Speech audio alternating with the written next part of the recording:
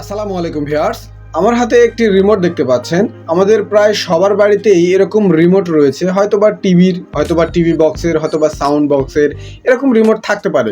তো দীর্ঘদিন ব্যবহার করার পরে এই রিমোটগুলো ঠিকমতো কাজ করতে চায় না, বাটনগুলো ঠিকমতো কাজ করতে চায় না, ডাবল প্রেস করতে হয়, ট্রিপল প্রেস করতে হয়, অনেকবার প্রেস করার পরেও কাজ করে না। তো এটা মেকারের কাছে না গিয়ে বাড়িতেই আমরা কিভাবে ঠিক করতে পারি সেটা দেখাবো আজকে আমি আপনাদেরকে। পুরো ভিডিওটা যদি দেখেন তাহলে অবশ্যই আপনারা বাড়িতেই এই রিমোটগুলো সারাতে পারবেন নিজেরাই। তো বন্ধুরা, এই হচ্ছে আমাদের রিমোট। প্রথমেই আমরা যেটা করব, এই রিমোটটাকে খুলে নিব। তো আমি রিমোটটাকে খুলে নিচ্ছি। এভাবে আমরা চাইলে খুলে নিতে পারি, অনেক রিমোটেই নাট থাকে না, এটা খুব সহজে আমরা খুলতে পারি। ঠিক আছে, তো আমি রিমোটটাকে খুলে নিচ্ছি।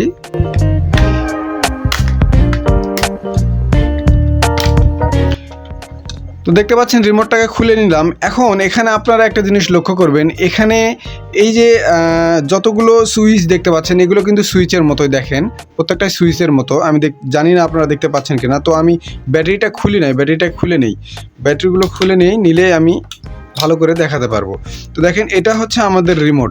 ঠিক আছে, এখানে হয় কি, এই যে এগুলোতে সুইচের নিচে, অর্থাৎ এইটা আমাদের প্লাস্টিক সুইচ, এই যে দেখতে পাচ্ছেন এগুলো হচ্ছে সুইচ, আর এখানেও সুইচ রয়েছে, অর্থাৎ এই সুইচটা এখানে প্রেস হওয়ার ফলে এটা কাজ করে। তো এগুলোতে হয় কি, ময়লা পড়ে যায়, ধুলোবালি জমা হয়ে যায়। এগুলোতে মোটামুটি ধুলোবালি পড়ে যাওয়ার কারণেই আমাদের রিমোটগুলো ঠিকভাবে কাজ করে না। তো এখন যেটা আমরা করব, আমরা এইটা আগে ক্লিন করে নেব, ব্রাশ করে নেব। আপনাদের কাছে যদি ব্রাশ থাকে তো ব্রাশ করে নেবেন, আর না হলে টিস্যু ব্যবহার করতে পারেন। এভাবে আমি ব্রাশ করে নিচ্ছি। ঠিক আছে, এটাকে এভাবে ব্রাশ করার পরে আপনারা ময়লাগুলো ফেলে দিবেন, সমস্যা নাই, খুব সুন্দরভাবে পরিষ্কার করে নেবেন। আমি ভিডিওতে আপনাদেরকে দেখাচ্ছি বিদায় খুব শর্ট টাইমে দেখাবো। তো এখানে দেখেন, এটা যখন আপনাদের পরিষ্কার হয়ে গেল, তারপরে যেটা করবেন, আপনাদের এটা হচ্ছে আমাদের মেন জিনিস, মানে মেন সার্কিট, মূলত এটাই কাজ করে। তো এটাও আপনারা সুন্দরভাবে পরিষ্কার করে নেবেন, টিস্যু পেপার দিয়ে পরিষ্কার করতে পারেন। আমার কাছে যেহেতু ব্রাশ আছে সেহেতু আমি টিস্যু পেপার ব্যবহার করব না। ঠিক আছে, এইভাবে ব্রাশ দিয়ে পরিষ্কার করে নেবেন। পরিষ্কার করে নিলে আপনাদের যে বাটন বারবার চাপার প্রয়োজন হতো, এটা কিন্তু আর হবে না, খুব সহজেই আপনারা এটা ঠিক করতে পারবেন। তো দেখেন, এটা আমার কাজ কিন্তু শেষ, কাজ কিন্তু এটাই। আর এটা করলেই আপনার 100% আপনার রিমোটটা ঠিক হয়ে যাবে। দেখেন, রিমোটটাকে সেট করে ফেললাম এবং এখানে এটাকে সুন্দরভাবে সেট করে নেব। তো আমি চাইলে এটাকেও একটু পরিষ্কার করে নিতে পারি, এই যে এভাবে পরিষ্কার করে নিতে পারি। ঠিক আছে, তো এটা পরিষ্কার করে নেওয়ার পরে আমরা এটাকে সেট করব। প্রথমে এটা আপনারা যেটা করবেন, প্রথমে এই বাটনটাকে আগে বসিয়ে দেবেন সুন্দরভাবে। দেওয়ার পরে আপনারা সার্কিটটাকে এভাবে বসাবেন। ঠিক আছে, সার্কিটটাকে এভাবে বসানোর পরে আপনারা ব্যাক পার্টটাকে এখানে কানেক্ট করে দেবেন। তবে হ্যাঁ, ব্যাক পার্টটা যেন এখানে ঠিকভাবে বসে।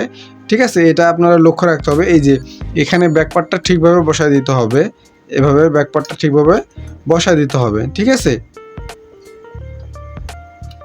এভাবে ব্যাক পার্টটাকে বসায় দেওয়ার পরে এটাকে আমরা এভাবে সেট করতে পারি।